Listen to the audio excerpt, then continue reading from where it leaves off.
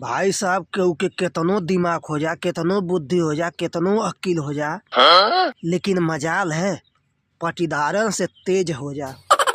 ई सब भाई साहब मार्केट से कौनो भी सामान लेके आवला खाए पिए वाला, और ऊ सामान अगर कहीं नाते रिश्तेदारे के यहाँ भेजे के बा तब भाई साहब देखावत ले आवला। अच्छा।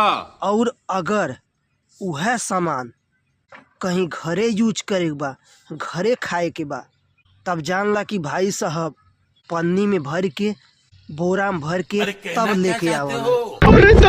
वो तो ऐसन लेके आवला कि जानला कि केहू देख ही नहीं पावला कि फलनवा कब बाजारे गए और कब लेके आई।